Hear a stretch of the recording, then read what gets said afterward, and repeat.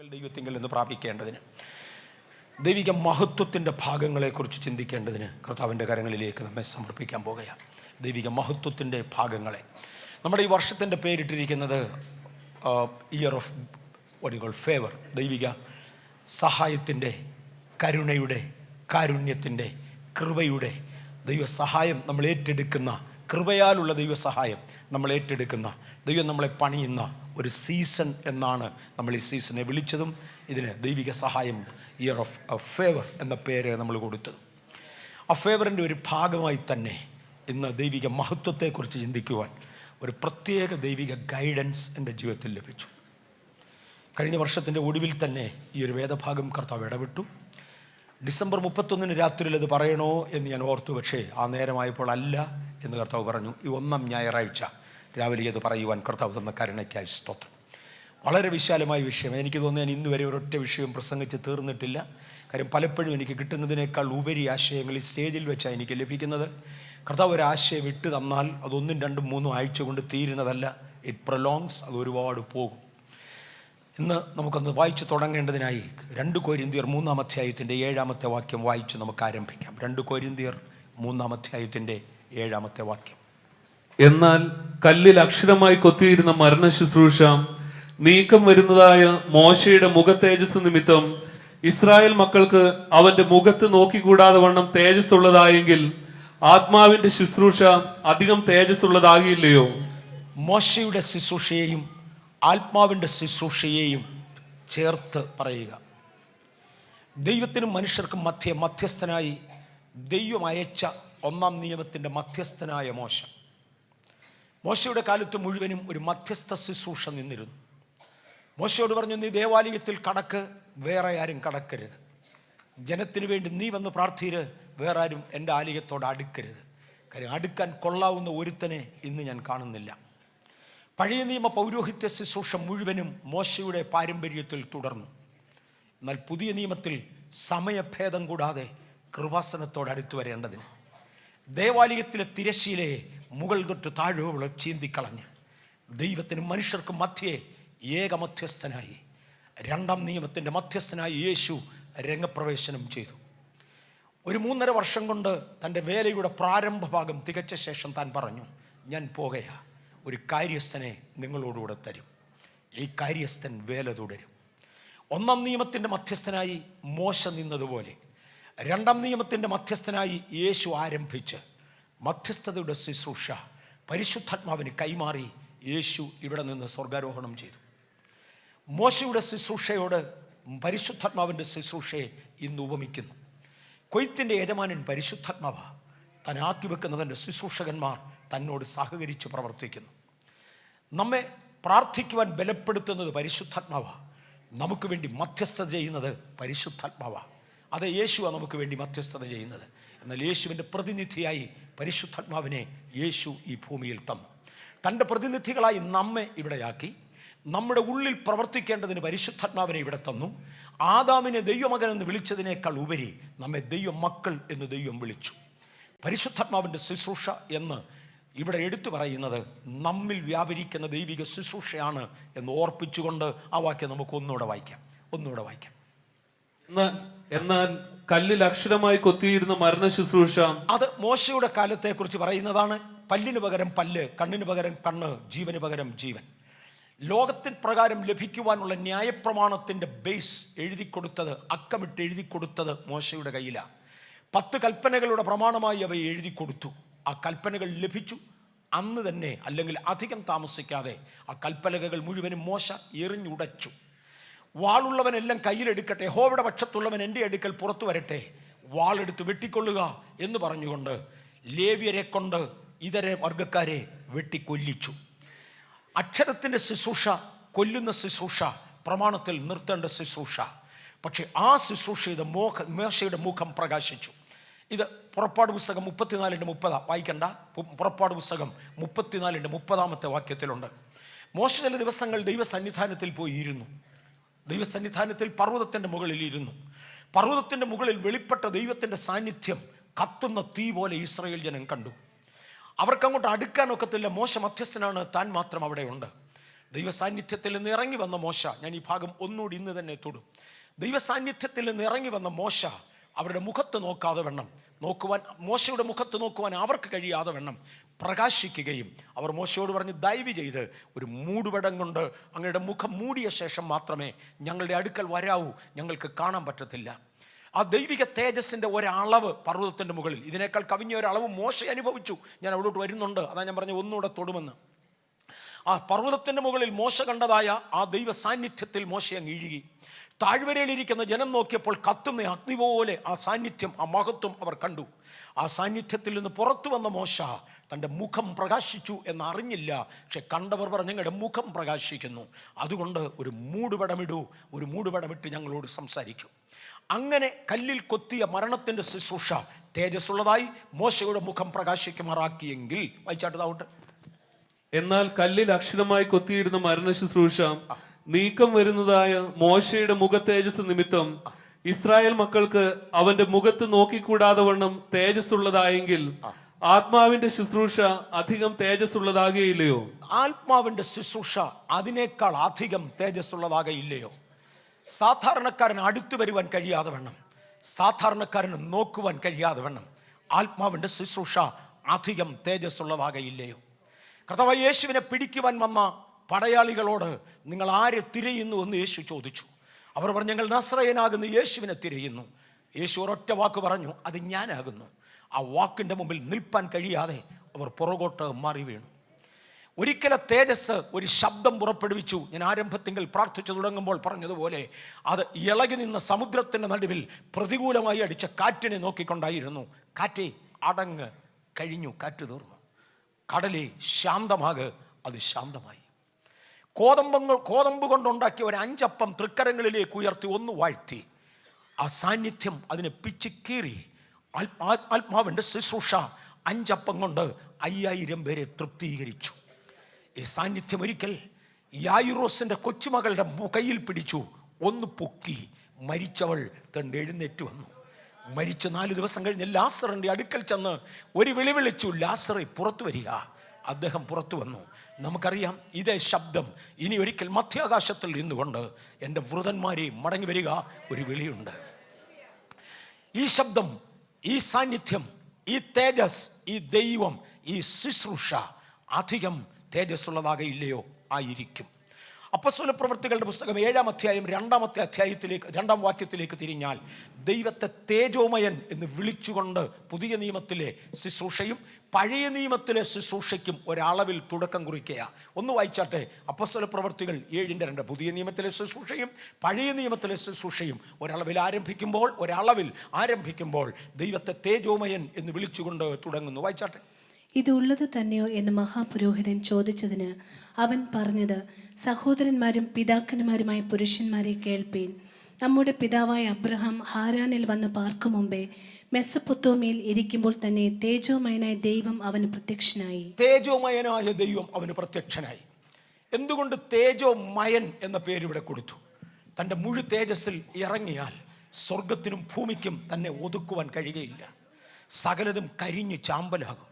തൻ്റെ വാക്കിനാൽ ഈ പ്രപഞ്ചത്തെ സൃഷ്ടിച്ചുവെന്ന് ദൈവത്തിൻ്റെ തിരുവചനം പറയുന്നതിനെ നാം വ്യക്തമായി കഴിഞ്ഞ ദിവസങ്ങളിൽ അനലൈസ് ചെയ്ത് പഠിച്ചു.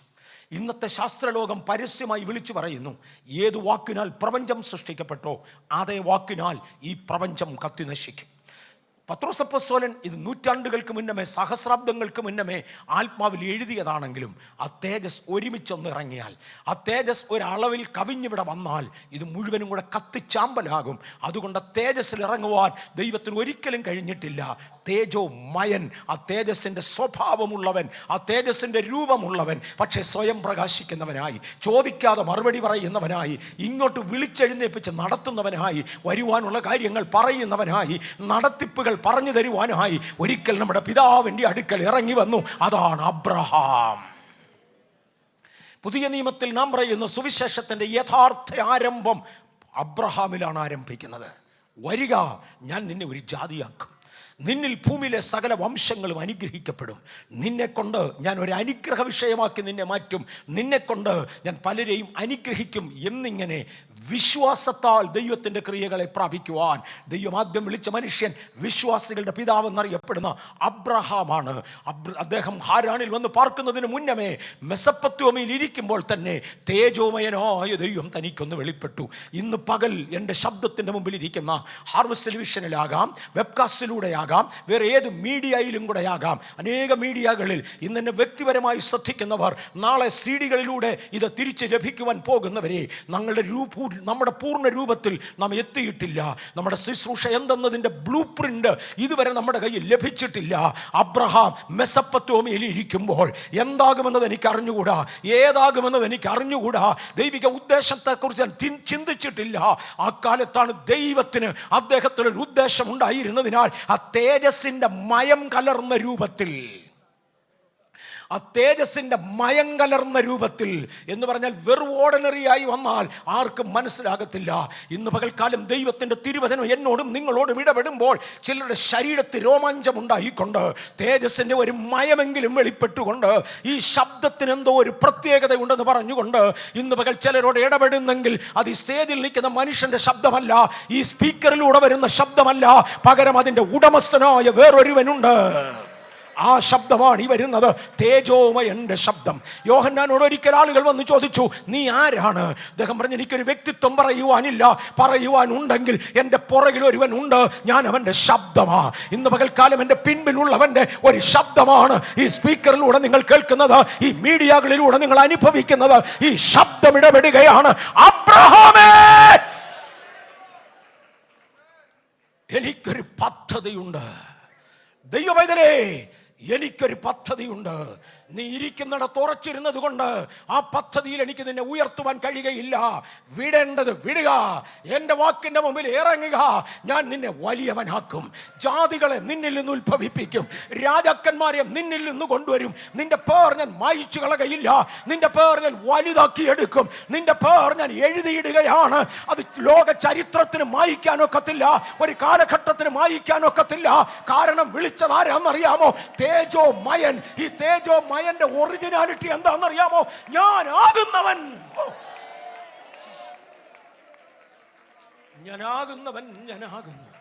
ഞാനാകുന്നവൻ സൃഷ്ടിച്ചവൻ ഇന്ന് പകൽ ഇവിടെ നിൽക്കുക. അങ്ങനെയാണെങ്കിൽ ശരീരത്തിൽ നഷ്ടമായ ശരീരഭാഗങ്ങളെ തിരികെ സൃഷ്ടിക്കുവാൻ ഞാനാകുന്നവന് കഴിയുകയില്ലേ? ഹല്ലേലൂയ.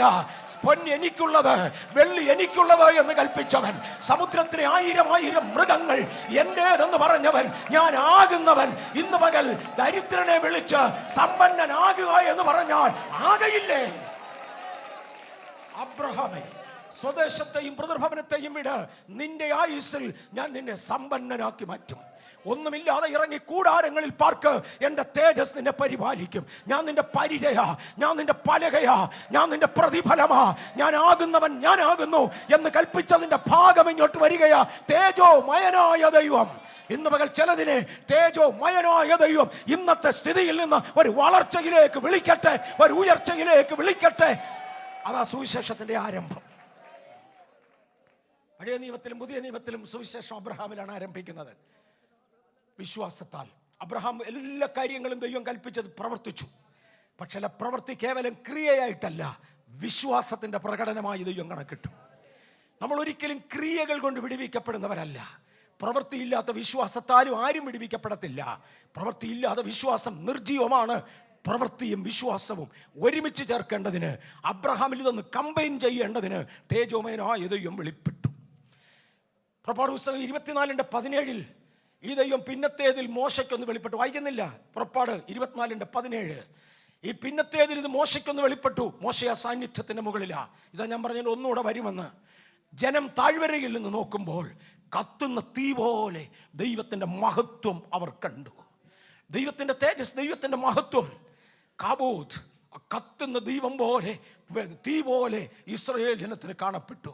നമ്മളെപ്പോഴും കണ്ടാൽ ആ കണ്ടത് അതുപോലെ അതൊന്നും തെറ്റിദ്ധരിക്കരുത്. ദൈവത്തിൻ്റെ മഹത്വത്തിൻ്റെ ഭാഗങ്ങളാണ് നമ്മൾ കാണുന്നത്. കർത്താവ് പണ്ട് വെളിപ്പെട്ടിരുന്നത് എങ്ങനെയാണെന്നറിയാമോ? ഭാഗമായും വിവിധമായും പ്രവാചകന്മാർ മുഖേന ഇടപെട്ടു. ദൈവത്തിൻ്റെ പഴയ നിയമ വെളിപ്പാടും ഇന്ന് വരെയുള്ള സകല വെളിപ്പാടുകളും ഭാഗികമാണെന്ന് മറക്കരുത്. പുത്രനിൽ അതിൻ്റെ പൂർത്തീകരണമുണ്ട്. എന്നാൽ നാം കാണുന്ന പലതും ഭാഗികമാണ്. ഭാഗികമായി ദൈവിക വെളിപ്പാട് കണ്ട പലയിടങ്ങളിലും വേണ്ടതുപോലെ മനസ്സിലാക്കാൻ കഴിഞ്ഞിട്ടില്ല. കാര്യം ഭാഗമായി ഇടപെട്ടു. പഴയ നിയമത്തിലെ പല പ്രവചനങ്ങളും അതിൻ്റെ പൂർണ്ണതയിൽ എത്തണമെങ്കിൽ പുതിയ നിയമത്തിലെ ക്രിസ്തു ഇറങ്ങി നിന്നേ മതിയാകുകയുള്ളൂ. പുതിയ നിയമത്തിലെ ക്രിസ്തു ഇറങ്ങി നിൽക്കുമ്പോൾ പഴയ നിയമത്തിലെ സകല പ്രവചനങ്ങളും അർത്ഥവത്തായി പ്രകാശിക്കപ്പെട്ടു വരുന്നത് നമുക്ക് കാണാൻ കഴിയും. കാര്യം ഭാഗമായി പണ്ടിടപെട്ടു. അന്ന് ഭാഗമായി ഇടപെട്ടതിൻ്റെ ഒരു വശമായിരുന്നു തീ പോലെ ജനത്തിന് വെളിപ്പെട്ടത്. ആ ഭാഗത്ത് നിന്നുകൊണ്ട് കർത്താവ് പറഞ്ഞു, ഞാൻ ദഹിപ്പിക്കുന്ന അഗ്നിയാ. ഞാൻ ആരാന്ന് നിങ്ങൾക്ക് അറിഞ്ഞുകൂടാ, ഞാൻ ദഹിപ്പിക്കുന്ന അഗ്നിയാ. അടുത്തുകൂടാത്ത വെളിച്ചത്തിൽ വസിക്കുന്നവനാ. നിങ്ങൾ കണ്ടത് കത്തുന്ന ദീപം പോലെയാണ്. അതെ, ആ കാഴ്ച കത്തുന്ന ദീപം പോലെ ഇസ്രായേൽ ജനത്തിന് തോന്നി. 40-ാം അധ്യായത്തിന് 34, 39 വാക്യങ്ങൾ വായിക്കുമ്പോൾ മോശ അതിനകത്ത് നിന്നു, പക്ഷേ മോശയുടെ മുഖമൊക്കെയും പ്രകാശിച്ചു. ഞാൻ അങ്ങ് മാറുകയാണ്. 40-ാം അധ്യായത്തിൻ്റെ 40-ാം അധ്യായം പുറപ്പാട് പുസ്തകം 40-ന്റെ 34, 39 വാക്യങ്ങൾ വായിക്കുമ്പോൾ ഒന്ന് തൊടുകയാണ്, വായിക്കാനല്ല, ഒന്ന് തൊടുകയാണ്. ഈ പർവ്വതത്തിൻ്റെ മുകളിൽ മോശയ്ക്ക് വെളിപ്പെട്ട ദൈവസാന്നിധ്യത്തിൻ്റെ അകത്ത് മോശ അങ്ങിരുന്നു. ഒന്നുകൂടെ ശ്രദ്ധിച്ച് കേട്ടോണം.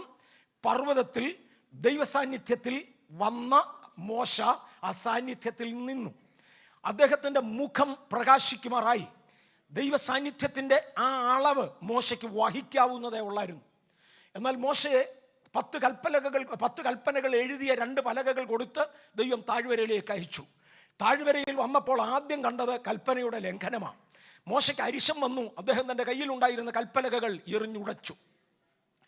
പിന്നത്തേതിൽ വീണ്ടും തന്നെ അനുദപിച്ചു. അടുത്തൊരു 40 ദിവസം കൂടി ഉപവസിച്ചു. ഒരു 40 കഴിഞ്ഞാണ് ആദ്യത്തെ കൽപ്പലകൾ ലഭിച്ചത്. രണ്ടാമതൊരു 40 ദിവസം കൂടി ഉപവസിച്ചു. ദൈവസാന്നിധ്യത്തിൽ കയറി. വീണ്ടും ദൈവസാന്നിധ്യം വെളിപ്പെട്ടു. മോശ ദൈവസാന്നിധ്യത്തിൽ ഇരുന്നു. 2-ാം പ്രാവശ്യം ദൈവം 2 കൽപ്പലകളിലായി പഴയ 10 കൽപ്പനകൾ തെറ്റുകൂടാതെ എഴുതി കൊടുത്തു. അതുമായി മോശ താഴ്വരയിൽ വന്നു. ജനത്തെ അത് പറഞ്ഞു പഠിപ്പിച്ചു. ജനത്തെ അതിന് ഒത്തവണ്ണം നടത്തി. പർവ്വതത്തിൽ വെച്ച് കാണിച്ചു കൊടുത്ത മാതൃക പ്രകാരം യഹോവയായ ദൈവത്തിനൊന്ന് ഇറങ്ങി വസിക്കേണ്ടതിന് ഭാഗികമായി ഒന്ന് വെളിപ്പെടുവാൻ, ഭാഗമായി ഒന്ന് വെളിപ്പെടുവാൻ ഒരു കൂടാരം പണിയാൻ മോശയോട് ആവശ്യപ്പെട്ടു. മോശ ആ കൂടാരം പണിതു. മറക്കല്ല്, തോലുകൊണ്ട് മൂടിയ ഒരു കൊച്ചു കൂടാരം, പലകകൾ കൊണ്ട് നിർമ്മിക്കപ്പെട്ട മതിലുകൾ, അഴിച്ചുപെറുക്കി കൊണ്ടു നടക്കാവുന്ന ഒരു മൊബൈൽ ടെൻറ്റ്. ഇതാണ് മോശ ഉണ്ടാക്കിയത്. ഒരു വിലപിടിപ്പുള്ള കെട്ടിടമല്ല. ഞാൻ ഒന്നുകൂടെ എടുത്തു പറയാം, ഒരു വിലപ്പിടിപ്പുള്ള കെട്ടിടമല്ല. വിലപ്പിടിപ്പുള്ള കെട്ടിടത്തെ ഞാൻ എതിർക്കുകയല്ല. വിലപ്പിടിപ്പുള്ള കെട്ടിടത്തിൻ്റെ അനുകൂലതയിലേക്ക് ഞാൻ കയറാൻ പോകാം. പക്ഷേ ആലയത്തിൻ്റെ തുടക്കം ഒരു ടെൻറ്റിലാണെന്ന് പറയുക. നമ്മുടെ ആലയം അതാന്നു. സ്തോത്രം. യഹോവയുടെ ആലയം മണ്ണിൽ ആരംഭിക്കുന്നത് മോശയുടെ കൈകൊണ്ട് പണിത് ഒരു ടെൻറ്റിലാണ്. പക്ഷേ അതിനകത്തെ അളവുകൾ മുഴുവനും യഹോവയായ ദൈവം അളന്ന് പറഞ്ഞു കൊടുത്തു. തന്നെ മുഴുവനും മോശയ്ക്ക് പറഞ്ഞു കൊടുത്തു. മോശേ, ഇന്നിടം മുതൽ ഇന്നിടം വരെ ഇന്ന നീളം, ഇന്ന വീതി, ഇന്ന ഉയരം, പണിയേണ്ട പലകകളുടെ കട്ടി ഇന്നത്, പലകകളുടെ ഉയരം ഇന്നത്, വണ്ണം ഇന്നത്, സകലതും പറഞ്ഞു കൊടുത്തു. ഞാൻ പലപ്പോഴും പറയാറുണ്ട്, ദൈവിക അളവുകളിൻ പ്രകാരം പണിയുന്ന പണിയെക്കുറിച്ച്. ഓരോ പലകയ്ക്കും ഇന്ന ഉയരം വേണം, 10 മുഴം ഉയരം വേണം, 1.5 മുഴം വീതി വേണം. ഞാൻ പറയാറുള്ളൊരു ഉദാഹരണമുണ്ട്. ചില പലകയ്ക്ക് നീളം കൂടുതലാണ്, വീതി കുറവുമാണ്. തിരിച്ചും വരും.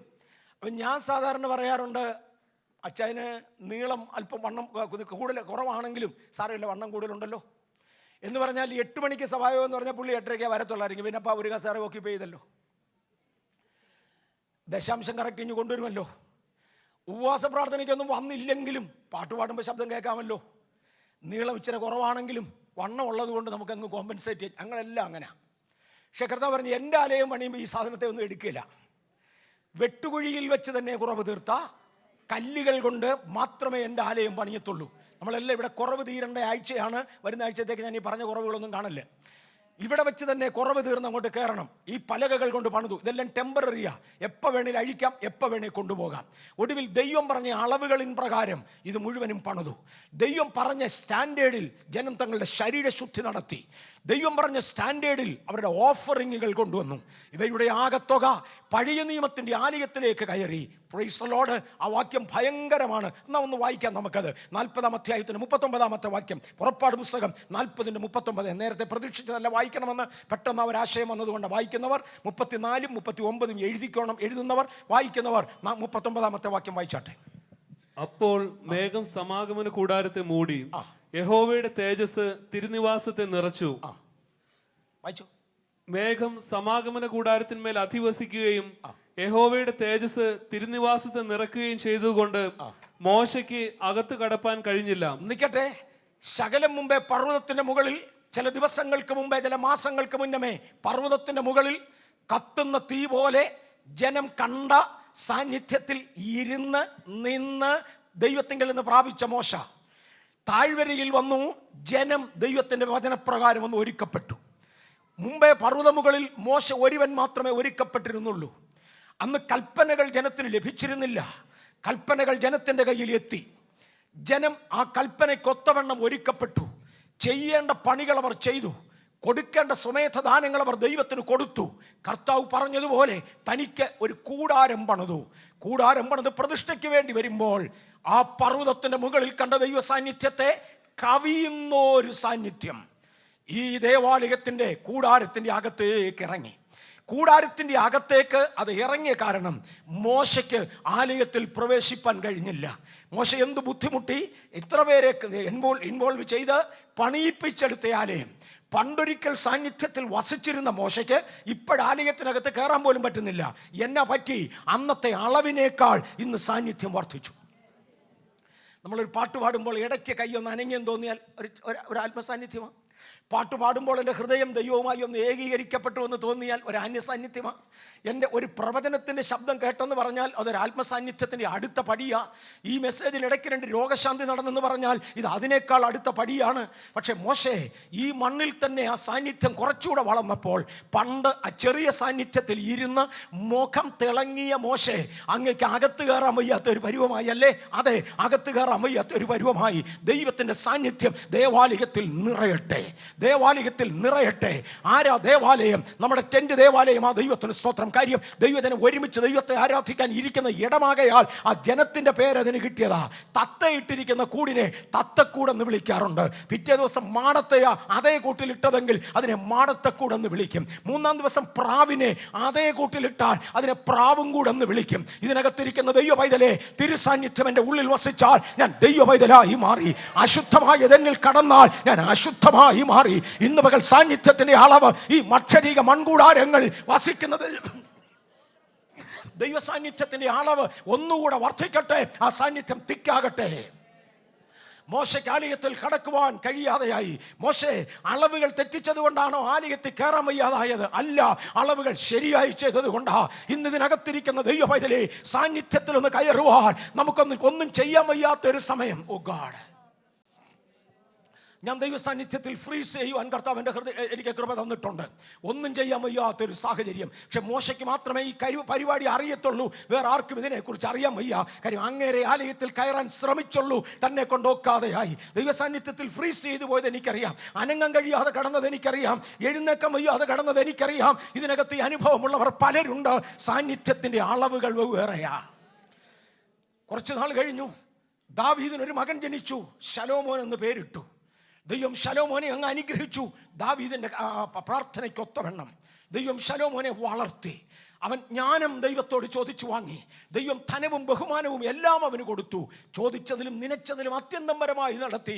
ശലോമോൻ പറഞ്ഞു, ഞാൻ യഹോവയ്ക്കൊരാലയം പണിയും. പണ്ട് നമ്മുടെ പിതാക്കന്മാർ ടെന്റിനകത്ത് ആരാധിച്ചു. അവിടെ ദൈവ സാന്നിധ്യം ഇല്ലാഞ്ഞിട്ടല്ല. ഇന്ന് നമ്മുടെ സ്ഥിതി മാറി. നമുക്കൊന്ന് പണിയാം. അന്ന് മോശ മരുഭൂമിയിലൂടെ നടന്നു. ഇന്ന് ദൈവം നമ്മെ വാഗ്ദത്ത ദേശത്ത് പാർപ്പിച്ചു. അന്ന് നമ്മുടെ പോക്കറ്റുകൾ ഒഴിഞ്ഞതായിരുന്നു. മിസ്രയീമിന്റെ കൊട്ട ചുമ്മിയ ആ ഒരു അനുഭവമേ ഉള്ളായിരുന്നു. ഇന്ന് വാഗ്ദത്ത നാട്ടിലേത് നാം പറിച്ചും കൊയ്തുമെടുക്കുകയാണ്. തിന്നാനും കുടിക്കുവാനും ദൈവം നമ്മുടെ കയ്യിൽ തന്നു. നമുക്ക് ആവശ്യമുള്ളത് തന്നു. ആകയാൽ നമുക്കൊന്ന് പണിയാം. വരട്ടെ പൊന്ന്, വരട്ടെ വെള്ളി, വരട്ടെ വിശേഷപരമായ മരങ്ങൾ, വരട്ടെ ദേവദാരു, വരട്ടെ പണിക്കാർ, എല്ലാത്തിനെയും കൂടെ ഒരുമിച്ച് ചേർത്തു വലിയ ഒരാലയം പണിതു. ലക്ഷക്കണക്കിന് ആളുകൾ നീണ്ട വർഷങ്ങൾ ചേർന്ന് പണിത് അതിമനോഹരവും ബലവുമേറിയ ശക്തിയേറിയ വലിപ്പമേറിയ ഒരു മഹാകൂടാരം, ഒരു ആലയം പണിതു. ആലയം എല്ലാ കാലത്തും കൂടാരത്തിൽ തന്നെയല്ല, അതിനുവേണ്ടി പണിയപ്പെട്ട വൻകെട്ടിടങ്ങളിലും ഇരുന്നിട്ടുണ്ട്. ഞാൻ പറഞ്ഞല്ലോ, ഞാൻ വൻകെട്ടിടത്തിന് എതിരല്ല. കഴിയാവുന്നതിലേക്ക് നന്നായി ശലോമോൻ പണിതു.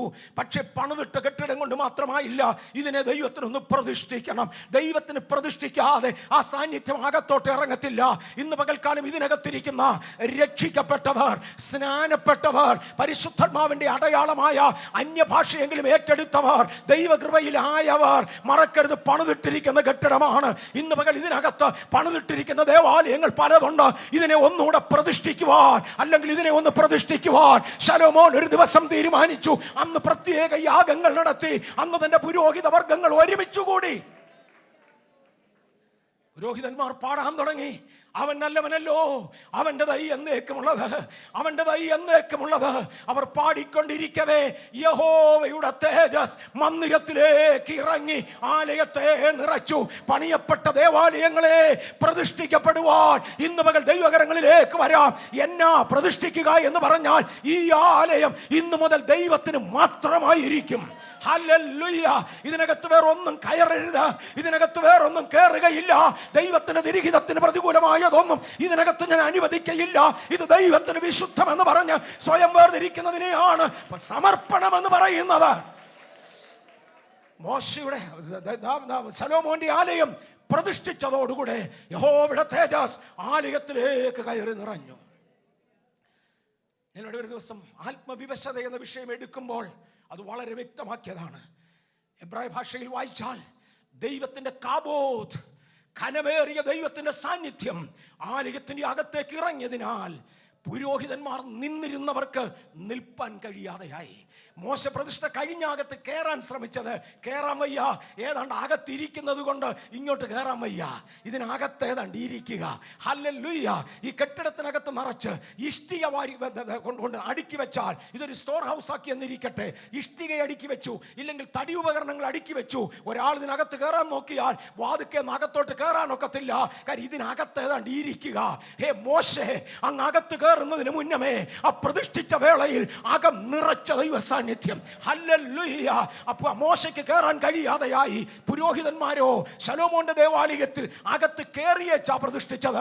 അവരുടെ മേളിലോട്ട് ഈ സാന്നിധ്യം ഇറങ്ങി. പുരോഹിതന്മാർക്ക് നിൽക്കുവാൻ കഴിയാതെ വണ്ണം യഹോവയുടെ സാന്നിധ്യം, the kabod of the Lord, അവരെ ഭൂമിയിലേക്ക് പ്രസ് ചെയ്ത് കളഞ്ഞതിനാൽ അവർക്ക് നിൽപ്പാൻ കഴിഞ്ഞില്ല.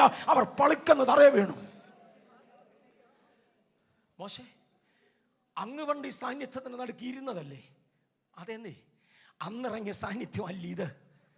അങ്ങ് അനുഭവിച്ചതിനേക്കാൾ കൂടുതൽ ഈ പുരോഹിതന്മാർ അനുഭവിച്ചെന്നു. അതെന്നേ, ഇവന്മാർ ഇന്നലെ ഇങ്ങോട്ട് ശുദ്ധീകരണം കഴിഞ്ഞ് വന്നതല്ലേ? ഇന്നലെ അല്ലട, ഇന്ന് രാവിലെ ശുദ്ധീകരണം കഴിഞ്ഞതാ. ആ പുരോഹിതന്മാരുടെ കാര്യം ഞാൻ ഒന്നുകൂടെ തൊട്ടോട്ടെ.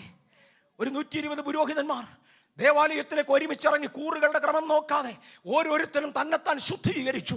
ഇന്ന് രാവിലെ ശുദ്ധീകരിച്ചു വന്നതാ. പക്ഷേ മോശയുടെ മേലിറങ്ങി സാന്നിധ്യം തന്നെ, ഈ മോശ പർവ്വതത്തിന്റെ മുകളിൽ അനുഭവിച്ച സാന്നിധ്യത്തെക്കാൾ വലിയ സാന്നിധ്യം ഇതിനകത്തിറങ്ങി. പർവ്വതത്തിന് മുകളിൽ സാന്നിധ്യത്തിനകത്ത് ഇരിക്കാമായിരുന്നു. ഇപ്പോൾ നിൽക്കാൻ പറ്റുന്നില്ല. സാന്നിധ്യം കൊണ്ട് മോശ താഴെ വീണതായി കണ്ടില്ല. സാന്നിധ്യത്തിൽ വസിച്ചു. ഇവിടെ പറ്റുന്നില്ല. അതിനേക്കാൾ ഉപരിയായതിറങ്ങി. ഞാൻ മുന്നോട്ട് വരട്ടെ. പഴയ നിയമ ദേവാലയത്തിൽ മുഴുവനും ഇങ്ങനെ ഒരു വലിയ ദൈവ സാന്നിധ്യം ഉണ്ടായിരുന്നു. പക്ഷേ ജനം ദൈവത്തിങ്കിൽ നിന്ന് അകലാൻ തുടങ്ങി. പറഞ്ഞു, നിങ്ങളെല്ലാം അകന്നാലും എൻ്റെ സന്നിധിയിൽ നിന്ന് നിന്നെ സേവിക്കുന്ന 2 കെരൂബുകളുടെ രൂപം ഉണ്ടാക്കി അവിടെ വെച്ചിട്ടുണ്ട്. അതിൽ എൻ്റെ സാന്നിധ്യം കാണും. നിങ്ങളെല്ലാം എൻ്റെ സാന്നിധ്യം കളഞ്ഞാലും എൻ്റെ കെരൂബുകൾ അത് വഹിക്കും. ഇന്ന് പകൽ ആത്മലോകത്തിലെ 10,000 ദൈവ സാന്നിധ്യം കളഞ്ഞാലും കർത്താവ് തിരഞ്ഞെടുത്ത ചിലരുണ്ട്, അവർ സാന്നിധ്യം വഹിക്കും. ദേവാലയത്തിൽ സാന്നിധ്യം കുറഞ്ഞു തുടങ്ങി. ദേവാലയത്തിൽ പാപം കയറി തുടങ്ങി. ദേവാലയത്തിൽ കാളകൾ കയറി തുടങ്ങി. ദേവാലയത്തിൽ വാണിഭക്കാർ കയറി തുടങ്ങി. സാന്നിധ്യം ദേവാലയത്തിൽ കുറഞ്ഞു. പക്ഷേ എൻ്റെ കർത്താവ് പറഞ്ഞു, ആ അതിപരിശുദ്ധ സ്ഥലത്ത് ഞാൻ റിസർവ് ചെയ്തിരിക്കുന്ന ഇടത്ത് 2 കെരൂബുകളെ വെച്ചിട്ടുണ്ട്. അവയുടെ ചിറകിൻ്റെ കീഴെ എൻ്റെ സാന്നിധ്യം ഉണ്ടായിരിക്കും. ലോകം വഷളാകുമ്പോൾ, ഇമ്മോറാലിറ്റി വ്യാപരിക്കുമ്പോൾ, മൂല്യച്യുതികൾ സംഭവിക്കുമ്പോൾ, ശുശ്രൂഷയെ വിട്ട് ആളുകൾ വിളയാടുമ്പോൾ, ദൈവത്തിൻ്റെ സാന്നിധ്യത്തിന് മഹത്വം ആളുകൾ നഷ്ടമാക്കുമ്പോൾ, അങ്ങുമിഞ്ഞും പരിഹാസികൾ എഴുന്നേറ്റ് ദൈവത്തെ പരിഹസിക്കുമ്പോൾ, തിരഞ്ഞെടുക്കപ്പെട്ട ദൈവമൈതലേ, തിരഞ്ഞെടുക്കപ്പെട്ട ദൈവമൈതലേ, കെരൂബുകളുടെ മീതെ വസിച്ച ദൈവം ഇന്ന് എന്നിൽ വസിക്കട്ടെ. ഇല്ലെങ്കിൽ ദേവാലയത്തിൽ ദൈവ സാന്നിധ്യം ഇല്ലാതെയാകും. ലോകവ്യാപകമായി എന്നെ ശ്രദ്ധിക്കുന്നവരെ, പരിശുദ്ധാത്മാവിനെ നിന്ദിക്കുന്ന, ദൈവത്തോട് വൈരാഗ്യം കാണിക്കുന്ന അന്ത്യകാലത്തെ പരിഹാസികൾ പരിഹാസത്തോടെ എഴുന്നേറ്റ് വരുമ്പോൾ തിരു സാന്നിധ്യം സൂക്ഷിക്കുവാൻ തിരഞ്ഞെടുക്കപ്പെട്ട ദൈവ പൈതലേ, നാം ആരെന്ന് മറക്കരുത്. ഹേ കെരൂബുകളെ, നിങ്ങൾക്ക് മറ്റുള്ളവന്റെ വഴിയെ പോകാൻ ഒക്കത്തില്ല, നിങ്ങൾ വേറൊന്നാ. ഹല്ലേലൂയ. ഇതിനകത്ത് ദൈവജനമേ, ഒരു കെരൂബിനെ പോലെ ദൈവ സാന്നിധ്യം സൂക്ഷിക്കുവാൻ നാം ദൂതന്മാരെക്കാൾ ശ്രേഷ്ഠരാണെന്ന് മറക്കരുത്, നാം ദൂതന്മാരെക്കാൾ ഉന്നതരാണെന്ന് മറക്കരുത്. ഒരു കെരൂബിനെ പോലെ എങ്കിലും ദൈവ സാന്നിധ്യം സൂക്ഷിക്കുവാൻ കർത്താവ് നമുക്ക് കൃപ തരട്ടെ. ഈ വലിയ സാന്നിധ്യം, ഈ വലിയ തേജസ്, ഈ വലിയ മഹത്വം ഉണ്ടായിരുന്ന ദൈവം. ബഥേലിൻ്റെ കലണ്ടർ എല്ലാവർക്കും കിട്ടിയില്ല എന്ന് എനിക്കറിയാം, സോറി. ഇന്ന് എല്ലാവർക്കും വാങ്ങാം. കിട്ടിയവർ അഥവാ ഇന്ന് രാവിലെ, ഞായറാഴ്ച രാവിലെ കൊടുത്തിരിക്കുന്ന വാക്യം വായിച്ചാ വന്നതെങ്കിൽ, തൻ്റെ സാന്നിധ്യത്തിൽ തൻ്റെ സ്വരൂപപ്രകാരം ആദാമിനെ സൃഷ്ടിച്ചു എന്ന് എഴുതിയിരിക്കുന്ന വാക്യം നിങ്ങൾ കണ്ടു കാണും. ഉൽപ്പത്തി 1:27. ആ തേജസ്സുള്ള സാന്നിധ്യത്തിൽ, ആ മഹത്വമുള്ള സാന്നിധ്യത്തിൽ, ആ ദൈവത്തിൻ്റെ രൂപത്തിൽ, ദൈവത്തിൻ്റെ സാദൃശ്യത്തിൽ ആദാമിനെ സൃഷ്ടിച്ചു. ദൈവിക വസ്ത്രമായ തേജസ്സും ബഹുമാനവും അണിയിച്ച് അവനെ കൊണ്ട നിർത്തി. അവനെ കണ്ടാൽ ഉദിച്ചു വരുന്ന ഉദയസൂര്യനെ പോലെയാ. കാരണം എന്നാണെന്നറിയാമോ? നീതിയുടെ സൂര്യൻ എന്നാണ് എൻ്റെ യേശുവിനെ വിളിക്കുന്നത്. തനിക്ക് അനുരൂപനായി, അവരിൽ ഒരുവനെ പോലെ, തൃത്വത്തിൽ ഒരുവനെ പോലെ, ദൈവിക സാന്നിധ്യത്തിൽ, ദൈവിക സ്വരൂപത്തിൽ ആദമിനെ സൃഷ്ടിച്ചിങ്ങോട്ടാക്കി ഒത്തിരി കടമകൾ കൊടുത്തു. പക്ഷേ ആദം പരാജയപ്പെട്ടു. പരാജയപ്പെട്ട ആദമിനെ ഏദനിൽ നിറക്കി വിട്ടേച്ചു പറഞ്ഞു, കെരൂബുകൾ കാവൽ നിന്നോട്ടെ. കെരൂബുകൾക്ക് ഇവിടെ വസിക്കാനൊക്കത്തില്ലെങ്കിലും നിങ്ങളിവിടെ കാവലില്ലേ, വസിക്കേണ്ടതിന് ഈ ആദാമ്യ സന്തതി ഞാൻ തിരിച്ചു കൊണ്ടുവരും. മനസ്സിലാകുന്നുണ്ടല്ലേ? തൽക്കാലം കെരൂബുകൾ കാവൽ നിൽക്കുക. ഏദൻ തോട്ടത്തിന് അവർ കാവൽ നിന്നു. ദേവാലയത്തിൽ അവർ കാവൽ നിൽക്കുക. എന്ന് വരെയെന്നറിയാമോ? സന്തതി മടങ്ങി വരുവോളം, ദൈവസന്തതി മടങ്ങി വരുവോളം, ആദം മടങ്ങി വരുവോളം ഏദന് കാവൽ നിന്നു. ദേവാലയത്തിൽ തണ്ട് അവർ എഴുന്നേറ്റ് നിൽക്കുകയാണ്. ആദം തകർന്നു. ഇതൊന്ന് തിരിച്ചുദിക്കണം. പൊലിഞ്ഞണഞ്ഞ ഈ ദീപം ഒന്ന് തിരിച്ച് കത്തി വരണം. അത് തൻ്റെ പുത്രനായ ക്രിസ്തുവിലൂടെയാണ്. അങ്ങനെ ക്രിസ്തുവിനെ ഭൂമിയിലേക്ക് അയക്കുന്നതിന് മുന്നമേ ലൂക്കോസ് 1:79 അയക്കണ്ട, ലൂക്കോസ് 1:79 ഈ ദൈവപ്രകാശത്തിന് ഒരു പുനർ ഉദയം ഉണ്ടാകണം.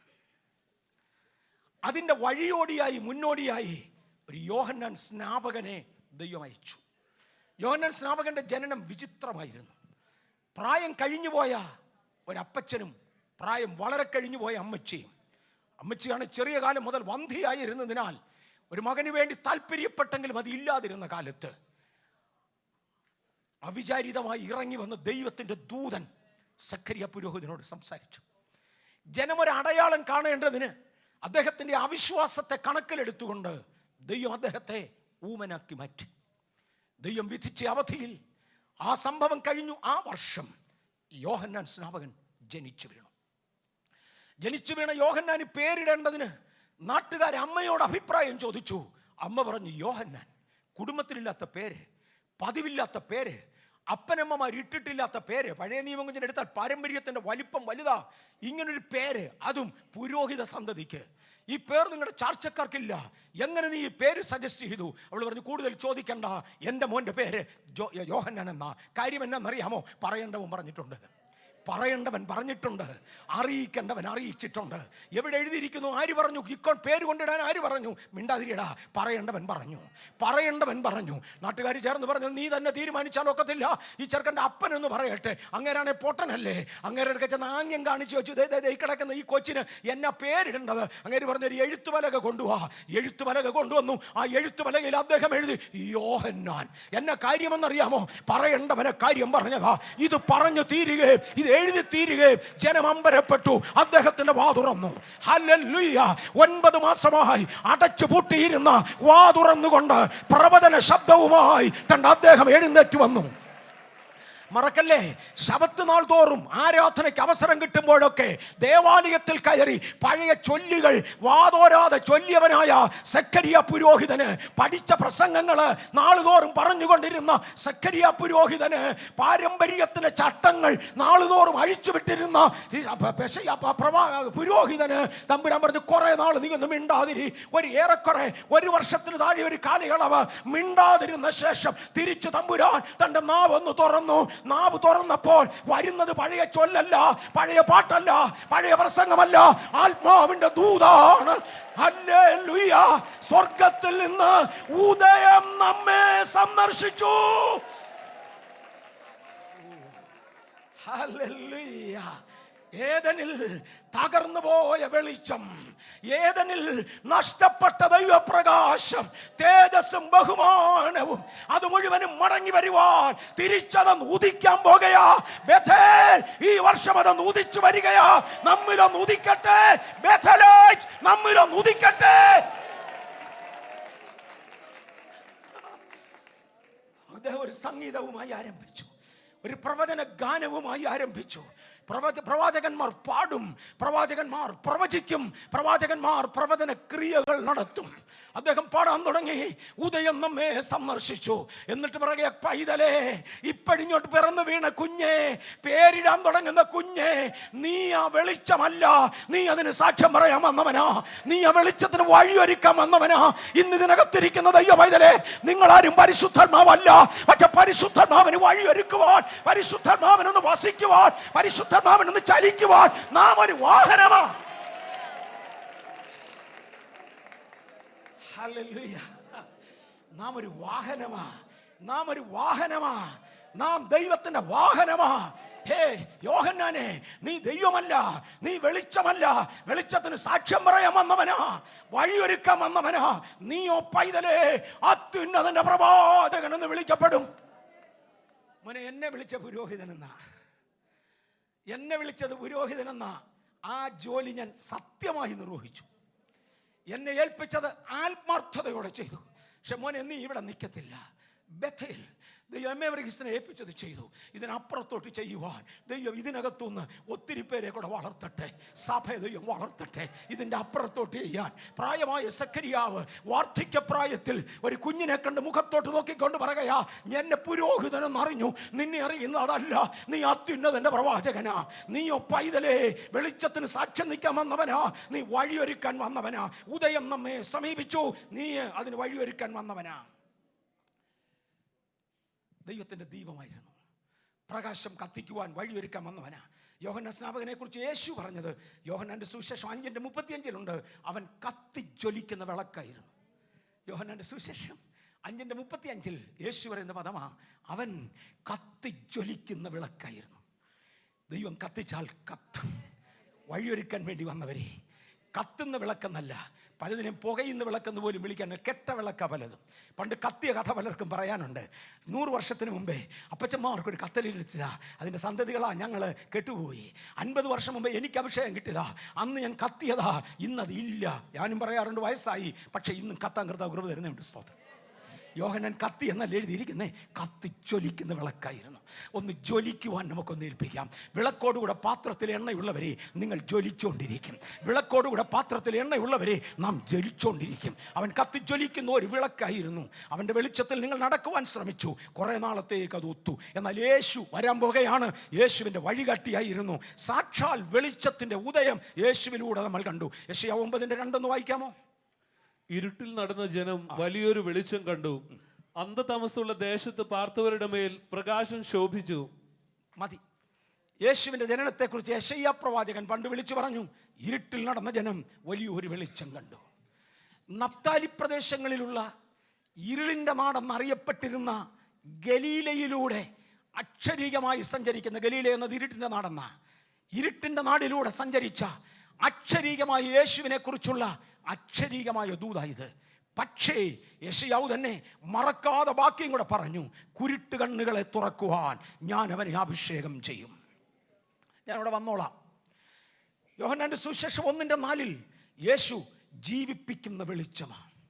ഞാൻ കഴിഞ്ഞ ദിവസം വേറൊരു വിഷയം പഠിക്കേണ്ടതിന് തിരുവചനം എടുത്ത് പഠിച്ചപ്പോൾ വെളിച്ചം, ജീവൻ, ചൂട് എന്ന 3 പദങ്ങളെ, നമ്മൾ മലയാളത്തിൽ സാധാരണ ഉപയോഗിക്കുന്ന 3 പദങ്ങളെ ഒരുമിച്ച് ചേർത്തുകൊണ്ടാണ് ദൈവിക വെളിച്ചം എന്ന പേരിൽ പർ എന്ന പദം എബ്രായയിൽ ഉപയോഗിച്ചത്. അവിടെ വെളിച്ചമെന്നോ ജീവനെന്നോ ചൂടെന്നോ ഇതിനെ തർജ്ജമ ചെയ്യാം. അങ്ങനെ ഒരു പദമാണ് ഉപയോഗിച്ചത്. സത്യത്തിൽ ദൈവം പലതിനെയും കമ്പൈൻ ചെയ്യുന്നവനാ.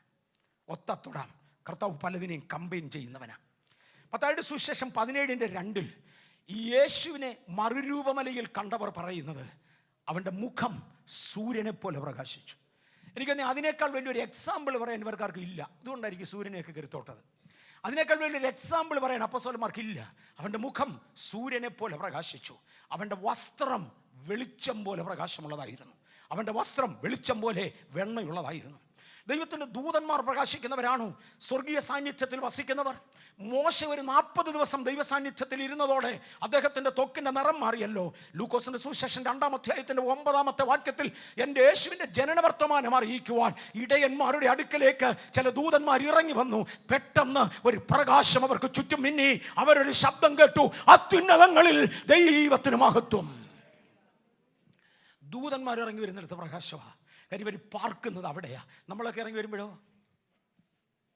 ഹെയർ കട്ടിനാരുടെ മോഡൽ,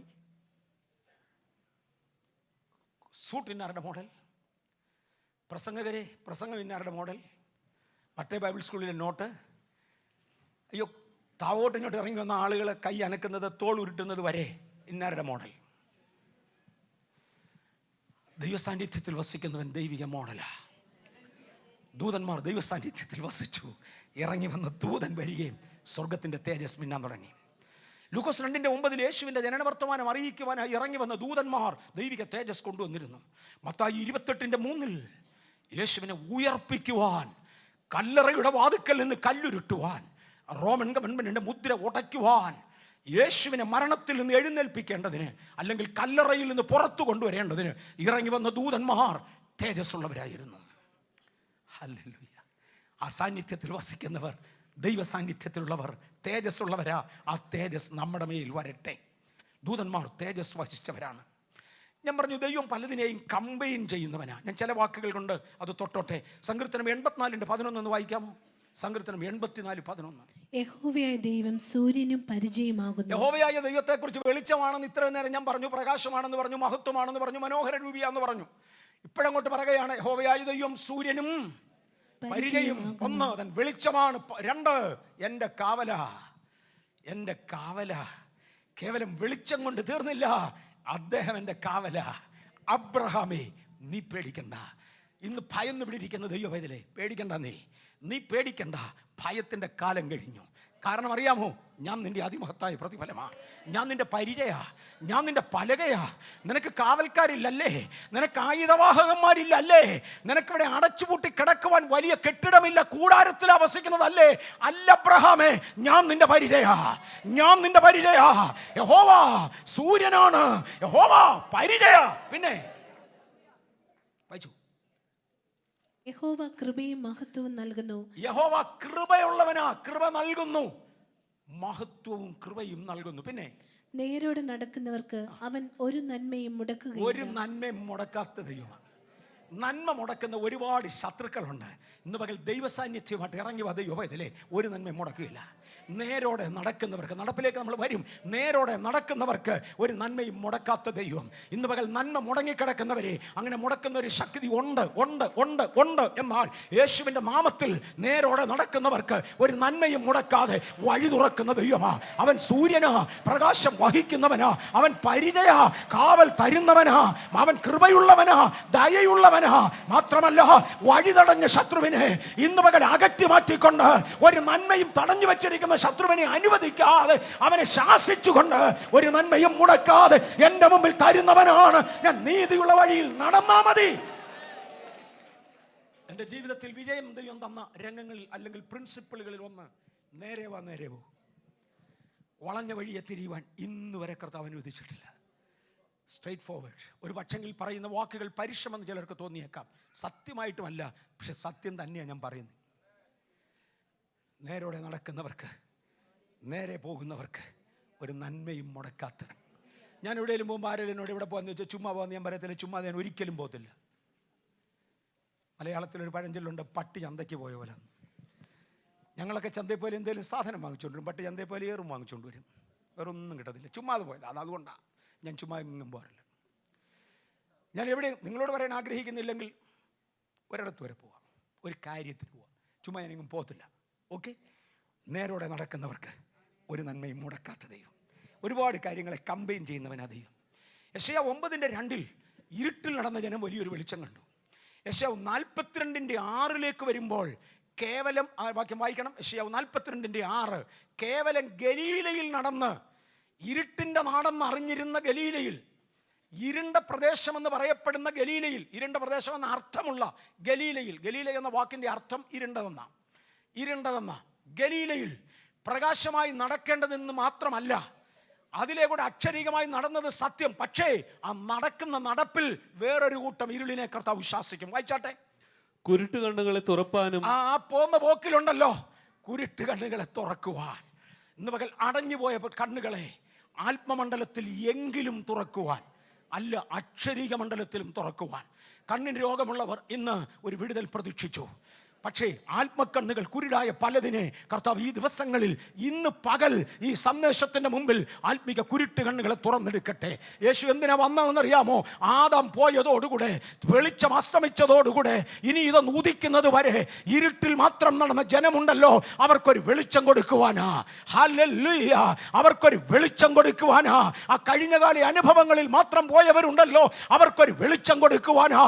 ഇന്ന് പകൽ മതങ്ങളുടെ ഇരുട്ടിൽ, ഇന്ന് പകൽ പല ഇരുളുകളിൽ നടക്കുന്നവരെ നമുക്കൊരു വെളിച്ചം തരുവാൻ, കുരുട്ട് കണ്ണുകളെ തുറക്കുവാൻ. പിന്നെ ബദ്ധന്മാരെ കുണ്ടറയിൽ നിന്നും, ദൈവത്തിന് സ്തോത്രം, ബദ്ധന്മാരെ കുണ്ടറയിൽ നിന്ന് അഴിച്ചു വിടുവാൻ, ബന്ധിച്ച് അകത്തിട്ടിരിക്കുന്ന ചിലതിനെ, ഹല്ലേലൂയ, കടഭാരത്താൽ ബന്ധിക്കപ്പെട്ടതിനെ, ആത്മിക വളർച്ചയില്ലാതെ ബന്ധിക്കപ്പെട്ടതിനെ, മതതത്വങ്ങളിൽ ബന്ധിക്കപ്പെട്ടതിനെ, സമുദായ പ്രമാണങ്ങളിൽ ബന്ധിക്കപ്പെട്ടതിനെ യേശുവിൻ്റെ നാമത്തിൽ അഴിച്ചു വിടുവാൻ. ഹല്ലേലൂയ. എന്തിനാണ് യേശുവിനെ അയച്ചത്? ഗലീലയിൽ നടക്കുവാൻ.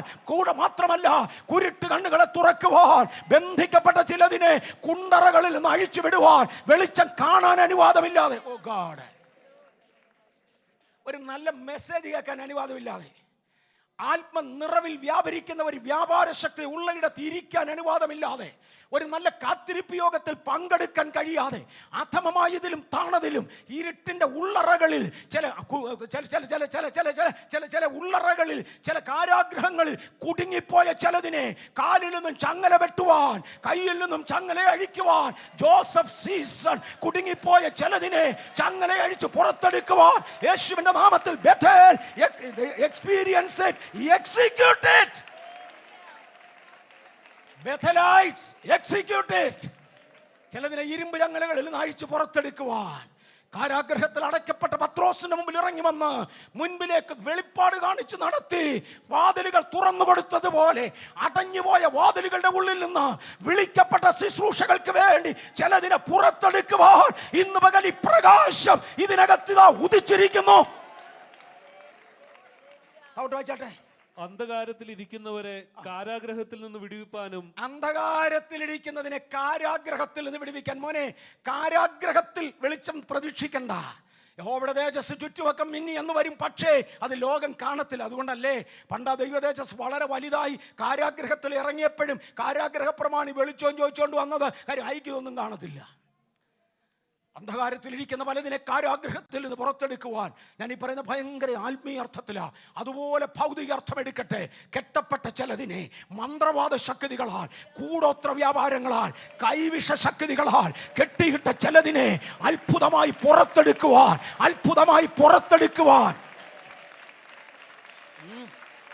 ഹല്ലേലൂയ, അത്ഭുതമായി പുറത്തെടുക്കുവാൻ ബേഥേൽ ഒരു ദൈവാഭിഷേകം ദൈവം നമ്മുടെ മേൽ പകർന്നതല്ലേ, നാം അത് അനുഭവിച്ചേ മതിയാകൂ.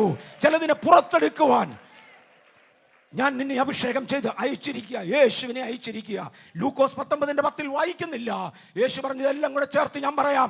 കാണാതെ പോയതിനെ തിരഞ്ഞു രക്ഷിക്കേണ്ടതിന്, യേശു ഇങ്ങോട്ട് അവതരിച്ചു പറയുകയാ, പ്രവാചകന്മാർ മുൻകൂട്ടി പറഞ്ഞ പല പ്രവചനങ്ങളുണ്ട്.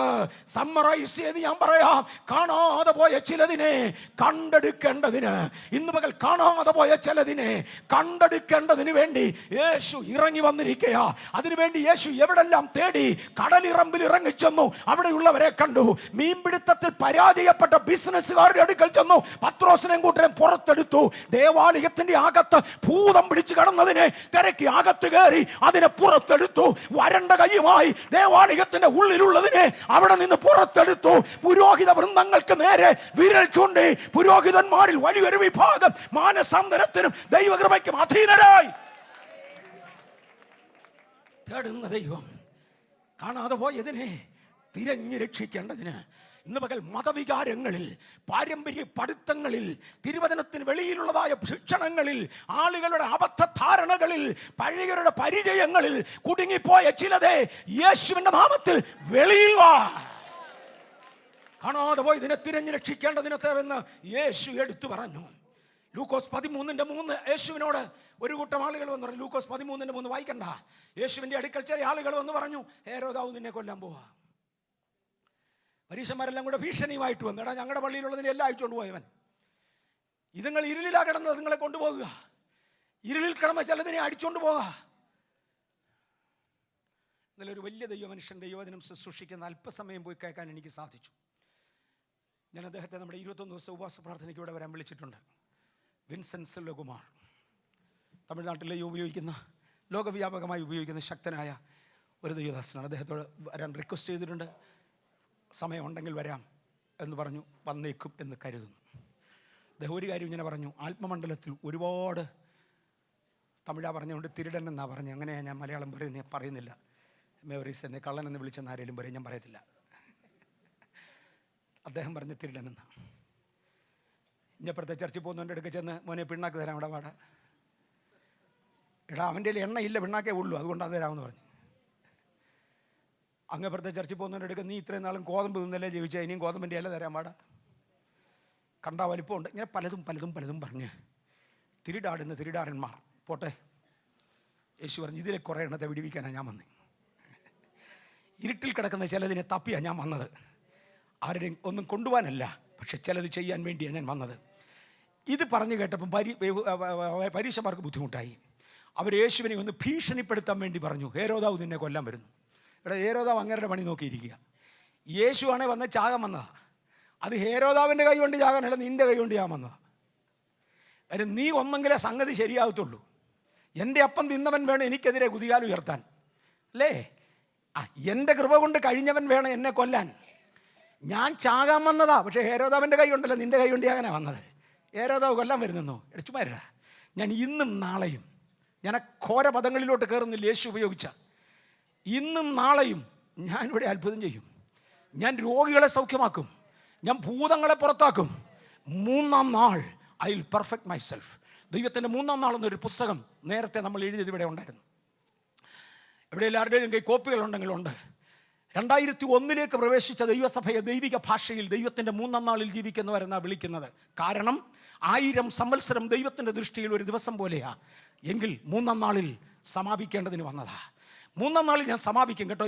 ഈ സഹസ്രാബ്ദത്തിൽ അതിൻ്റെ ആരംഭത്തിങ്കിൽ യേശു ഉയർത്തെഴുന്നേറ്റ 3-ാം നാൾ വൈകിട്ടല്ല, 3-ാം നാൾ അതിരാവിലെയാ. 3-ാം നാൾ അതിരാവിലെ, വൈകിട്ടല്ല ഉയർക്കുന്നത്, അതിരാവിലെയാ. അതിൻ്റെ സമയമേറെക്കുറയായി. എൻ്റെ സഭയെ ഉദ്ധരിച്ചുയർത്തുവാൻ ഞാൻ ഇന്നും നാളെയും അത്ഭുതങ്ങൾ ചെയ്യും. രോഗികളെ സൗഖ്യമാക്കും, ഭൂതങ്ങളെ പുറത്താക്കും. പക്ഷെ 3-ാം നാൾ അതുകൊണ്ട് നിർത്തത്തില്ല. I will perfect myself, I will be perfected. എൻ്റെ വേലയെ ഞാൻ പൂർണ്ണതയിലെത്തിക്കും. ബഥേൽ കഴിഞ്ഞ കാലങ്ങളിൽ എന്തെങ്കിലും ചെയ്യാൻ ദൈവം നമുക്ക് കൃപ തന്നു.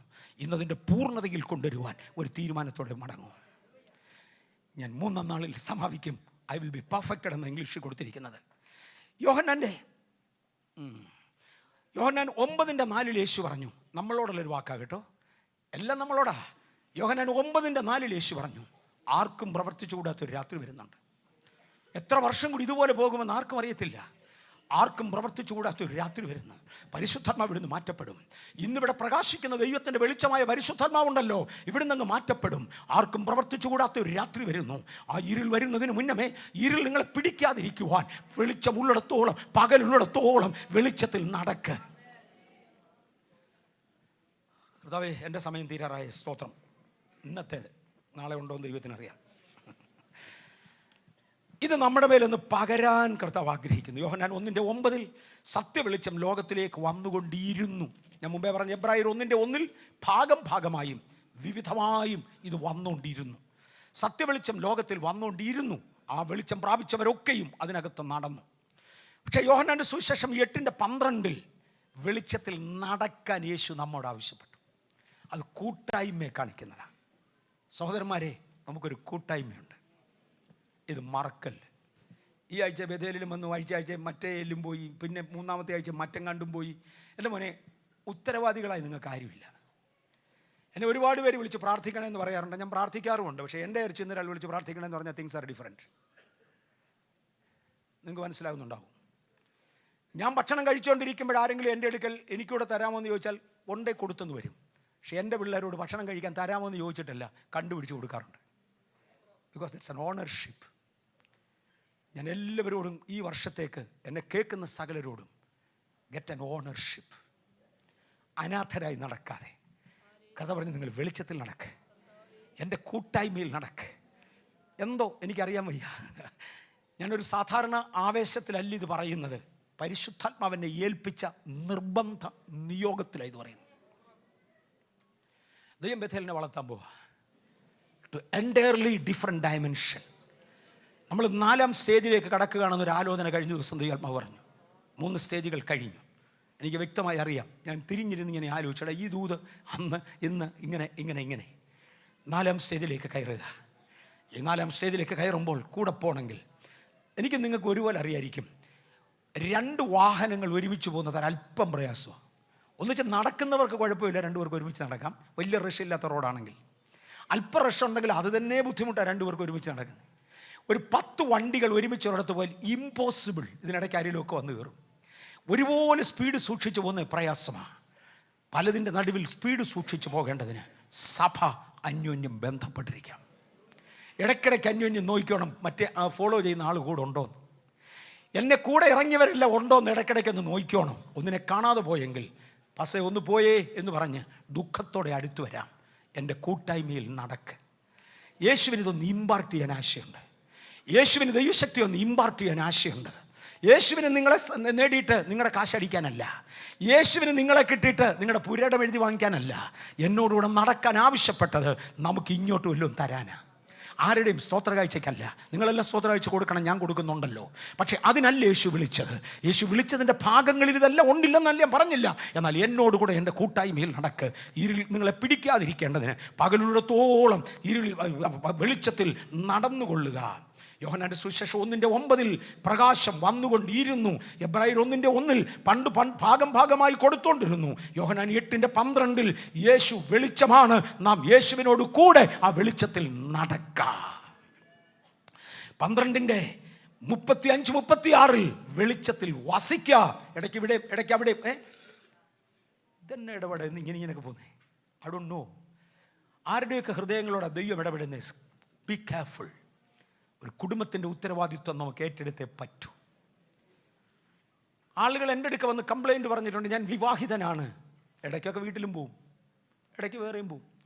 ചില സഹോദരിമാർ എൻ്റെ അടുക്ക വന്ന് പറഞ്ഞിട്ടുണ്ട്, പുള്ളി എല്ലാ കൊല്ലവും 2 മാസം പൊക്കളയും, എല്ലാ കൊല്ലവും 2 മാസം പോവും. പിന്നെ അതങ്ങ് 3 മാസമായി. ഇപ്പം 2 മാസം വന്നാലായി.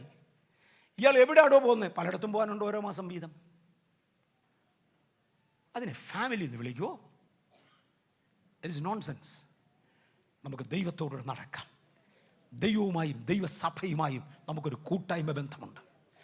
നാൾതോറും ദൈവകൃപയിൽ ഉറച്ചുറച്ചു വരുവാൻ വെളിച്ചമുള്ളിടത്തോളം അതിൽ നടക്കാം.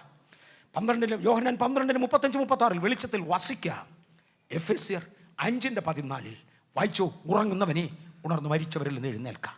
ഉറങ്ങുന്നവനെ ഉണർന്ന് മരിച്ചവരുടെ ഇടയിൽ നിന്ന് എഴുന്നേൽക്കാം. എന്നാൽ ക്രിസ്തു നിന്റെ മേൽ പ്രകാശിക്കും. എന്നാൽ ക്രിസ്തു നമ്മുടെ മേൽ പ്രകാശിക്കും. ഒന്ന് ഉണരുവാൻ എത്ര പേർ തയ്യാറാകും? ഉറങ്ങുന്നവനൊന്നും അറിയുന്നില്ല. അവൻ ചത്തതല്ല, ആരും തെറ്റിദ്ധരിക്കരുത്, ചത്തതാണ്. നല്ല ചത്തതല്ല. എഴുന്നേൽപ്പിക്കാൻ നോക്കിയാൽ എഴുന്നേക്കും. ഒരു പുരോഗമനവും എനിക്കില്ല, യാതൊരു മുന്നേറ്റവും ഇല്ല. 2015 ആദ്യത്തെ ഞായറാഴ്ചത്തെ പോലെ തന്നെ ഈ ഞായറാഴ്ച, കഴിഞ്ഞ വർഷം 1-ാം ഞായറാഴ്ച ഇതേ ഭാഗമാണ് വായിച്ച, ഈ ഞായറാഴ്ച ഈ 1 വർഷത്തിൻ്റെ 1-ാം മാസം ഇത് തന്നെ. മോനെ നീ ഉറങ്ങുക, അതുകൊണ്ടാ. ചത്തതല്ല. ഉറങ്ങുന്നവനെ ഒരു ഇൻസ്ട്രക്ഷൻ. വെളിച്ചത്തിൽ നടക്കാത്തവരെ നടക്ക്, സ്ഥിരം വസിക്കാത്തവരെ വസിക്ക്, ഉറങ്ങുന്നവനെ ഉണര്, മരിച്ചവരുടെ ഇടയിൽ നിന്ന് എഴുന്നേര് എന്ന് പറഞ്ഞതിൻ്റെ അർത്ഥം എന്നാ? ഒരളവിന് മേളിൽ ഉറങ്ങിയാൽ നീയും പോകാം. ഉറങ്ങി അങ്ങ് നിത്യ ഉറക്കമായിപ്പോയി പലരും. ഉറങ്ങുന്നവനെ ഉണർന്ന് മരിച്ചവരുടെ ഇടയിൽ നിന്ന് എഴുന്നേൽക്ക്. എന്നെപ്പോലെ ഉറങ്ങിയ ഒരുവൻ നട്ടപ്പോഴും ഒരു പറ, പറിച്ചപ്പോഴും ഒരു പറ, അങ്ങേരും കാലം കഴിഞ്ഞ് വിടുന്ന് പോയി, ഒന്നും വളർന്നിട്ടില്ല. ഞാനൊന്ന് ഉണരാൻ പോവാ. എം.എ. വർഗീസ് ഒന്ന് ഉണരാൻ ആഗ്രഹിക്കുന്നു. ഇന്നത്തെ അവസ്ഥയിൽ നിന്ന് അടുത്ത അവസ്ഥയിലേക്കൊന്ന് മാറാൻ ആഗ്രഹിക്കുന്നു. ടു ബൂട്ട് മീ ബാക്ക്, ഒന്ന് എഴുന്നേറ്റ് വരുവാൻ, ഉറക്കത്തിൽ നിന്ന് ഉണർന്ന് എഴുന്നേറ്റ് വരുവാൻ. ഉറങ്ങുന്നവനെ മരിച്ചവരുടെ ഇടയിൽ നിന്ന് എഴുന്നേൽക്കുക. എന്നാൽ ക്രിസ്തു നിന്റെ മേൽ പ്രകാശിക്കും.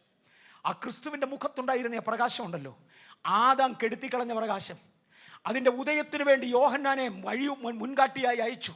അതിൻ്റെ ഉദയം ക്രിസ്തുവിൽ പ്രത്യക്ഷപ്പെട്ടു. അത് എന്നിലൂടെ പ്രകാശിക്കുകയാണ്. ക്രിസ്തുവിൻ്റെ തേജസ്സിനെ കണ്ണാടി പോലെ പ്രതിബിംബിപ്പിക്കുവാൻ 2 കൊരിന്ത്യർ 3:7 പറഞ്ഞു. ഇപ്പോഴത്തേക്ക് ഞാൻ അവിടെ നിന്ന് മാറുക. ഈ ലോകത്തിനുമുണ്ട് ഒത്തിരി മഹത്വം.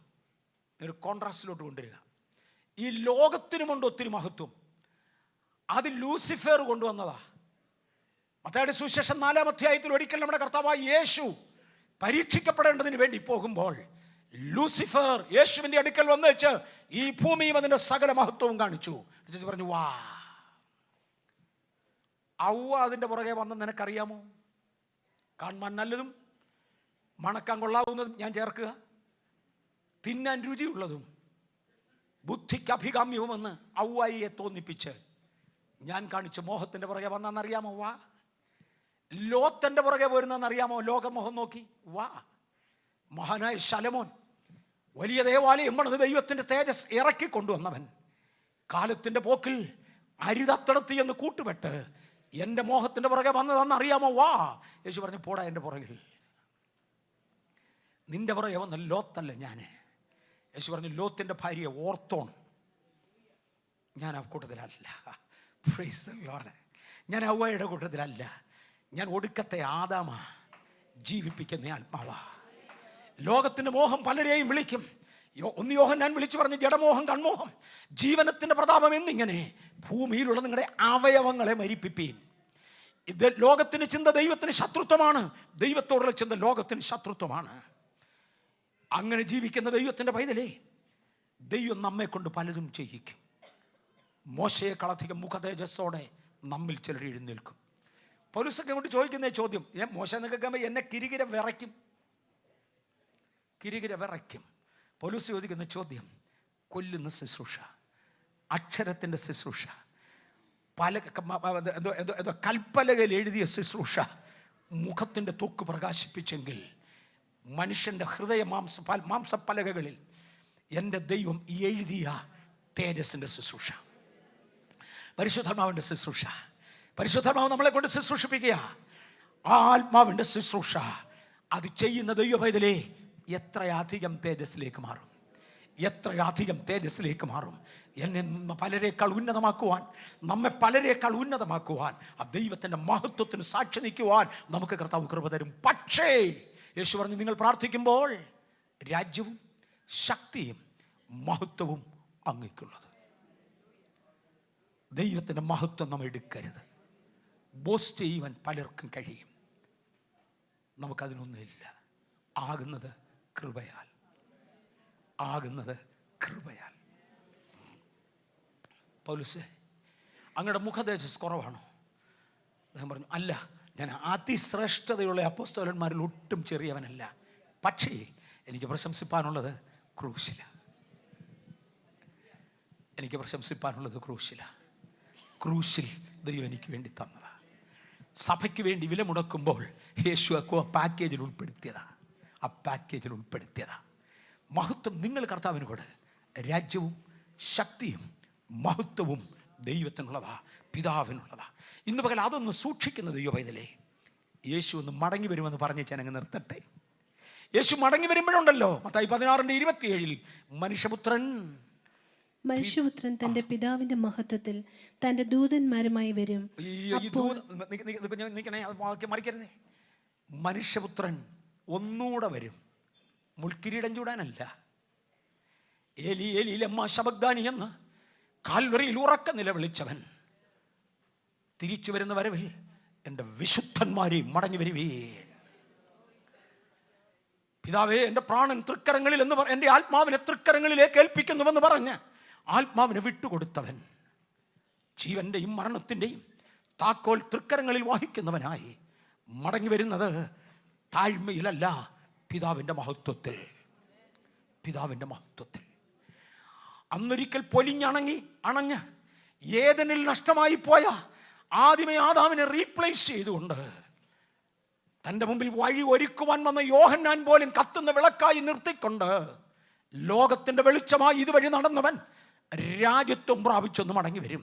ആ വരുന്ന വരവ് പിതാവിൻ്റെ മഹത്വത്തിൽ. ദൂതന്മാരും കൂടെ വരും. ദൂതന്മാരും മഹത്വമുള്ളവരാ.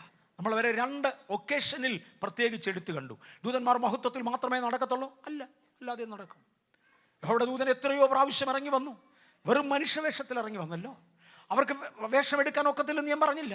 അവർക്ക് പല വേഷങ്ങളിൽ വരാൻ ഒക്കത്തില്ലെന്ന് ഞാൻ പറഞ്ഞില്ല. മനുഷ്യവേഷത്തിൽ അവർ പല പ്രാവശ്യം വന്നു. പക്ഷെ ഇപ്രാവശ്യം വരുമ്പോൾ ഒറിജിനൽ ഷേപ്പിൽ ഇങ്ങോട്ടിഞ്ഞു പോരും.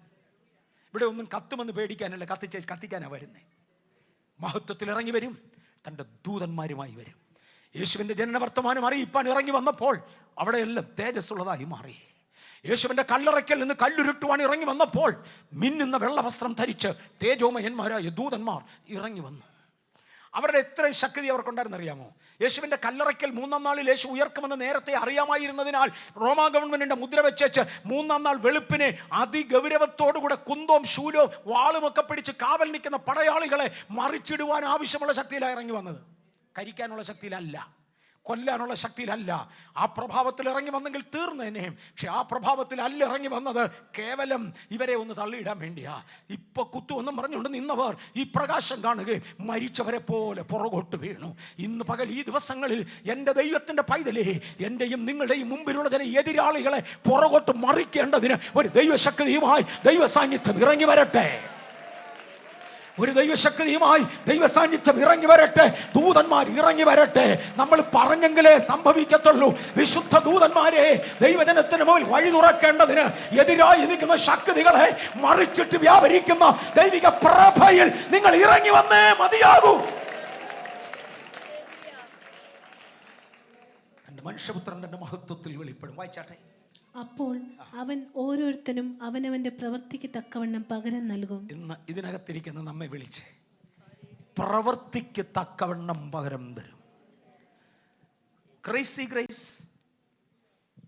വട്ടളകിയ ഗ്രേസ് തിയോളജി പഠിപ്പിക്കുന്നവർ പറയും, കൃപയനുസരിച്ച് പ്രതിഫലം തരും. ചുമ്മാതാ. രക്ഷ കൃപയാല, പ്രതിഫലം പ്രവർത്തിക്ക. ഒടുക്കത്തെ നാളിൽ എഴുന്നേറ്റ് വരുമ്പോൾ ലജ്ജയോടുകൂടെ മുഖം മൂടിയവരായി തലകുനിച്ച് നിർത്തേണ്ടതിന് പിശാച് വാരിയെറിയുന്ന കളകളെ തിരിച്ചറിഞ്ഞുകൊണ്ട് ഓരോരുത്തരും അവനവൻ്റെ പ്രവൃത്തിക്ക് തക്കവണ്ണം പ്രതിഫലം കൊടുക്കും.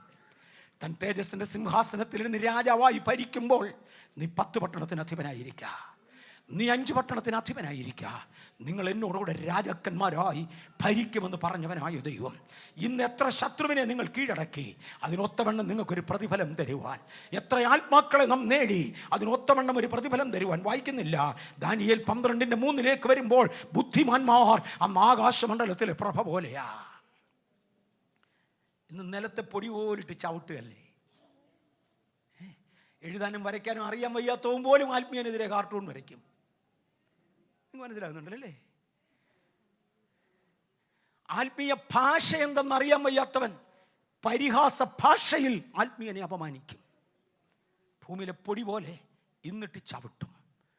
അന്ന് ഞങ്ങൾ വരുന്നത് നിന്ദിതരായിട്ടല്ല, അന്ന് ഞങ്ങൾ വരുന്നത് ആകാശമണ്ഡലങ്ങളിലെ പ്രഭ പോലെയാണ്. ഇതിനകത്തിരിക്കുന്ന ചിലർക്ക് ലജ്ജയുണ്ട്. എന്നോട് കഴിഞ്ഞ ദിവസം പരിശുദ്ധാത്മാവ് ഇങ്ങനെ ഇടപെട്ടി, ഇന്ന് അതെല്ലാം കൂടെ എടുത്ത് ഇളക്കിയിടാൻ എനിക്ക് ഒക്കത്തില്ല, അതോടെ അങ്ങോട്ട് വരുന്നില്ല. ലജ്ജ സഹിച്ചവളെ, നിന്ന സഹിച്ചവളെ, ആ നിന്ന ഹേതുവായി, ലജ്ജഹേതുവായി നിന്റെ മക്കളിൽ ചെതറിപ്പോയവരെ ഞാൻ ഈ ദിവസങ്ങളിൽ തിരിച്ചു കൊണ്ടുവരും. ഓ ഗാഡ്, മനസ്സിലാകുന്നുണ്ടോ? സഭയ്ക്ക് ഇതിൻ്റെ ആത്മീയർത്ഥം കിട്ടുന്നുണ്ടോ? ലജ്ജഹേതുവായി, നിന്ന ഹേതുവായി ഓടിപ്പോയ ചിലതിനെ ഞാൻ തിരിച്ചു കൊണ്ടുവരും. എൻ്റെ ദൈവത്തിന് പലതും ചെയ്യാനുണ്ട്, അത് ദൈവത്തിൻ്റെ നീതിയാ. പക്ഷെ വിട്ടുപോയതിനെ അതുപോലെ കൊണ്ടുവരത്തുള്ളൂ എന്ന് എനിക്കറിയാം. ഗുഡ് ഗാഡ്, മുടിയമ്പുത്രം വന്ന പോലെ ഒരു തിരിച്ചുവരവ് കാണും. Let me leave. അന്ന് മഹത്വത്തിൻ്റെ സിംഹാസനത്തിൽ ഇരിക്കുമ്പോൾ ബുദ്ധിമാന്മാർ ആകാശമണ്ഡലത്തിലെ പ്രഭ പോലെ. അടുത്ത പദം നമുക്കൊന്ന് ഏറ്റെടുക്കാം. പലരെയും നീതിയിലേക്ക് തിരിച്ചവർ, നീതി വിട്ടു പോയ പലതിനെ തിരിച്ചു കൊണ്ടുവന്നവർ, സകല സത്യത്തിലും നടന്നവർ. വിൻസെൻ്റ് സെൽവകുമാർ ഇന്നലെ എടുത്തൊരു പദത്തിനകത്ത് ഇങ്ങനെ പറഞ്ഞു, വിലയേറിയൊരു കാറിനകത്ത് ദൈവം എനിക്ക് ഭയങ്കര അഭിഷേകം തന്നെന്ന് പറഞ്ഞ് നല്ല വസ്ത്രം ധരിച്ചു വന്ന് എന്നും പറഞ്ഞ് ചാടിയാൽ ആത്മാവാന്നാരും തെറ്റിദ്ധരിക്കുന്നത് അല്ല. സകല സത്യത്തിലും നടക്കുന്നെങ്കിൽ ആത്മാവാ. അത് കാറേ വന്നാലും കാളവണ്ടിയെ വന്നാലും, പ്രൈസ് ദി ലോർഡ്, കാറിനായി സ്തോത്രം. സൈക്കിളെ വന്നാലും ചെരുപ്പില്ലാതെ വന്നാലും സകല സത്യത്തിലും നടക്കുന്നെങ്കിൽ അത് ആത്മാവാ.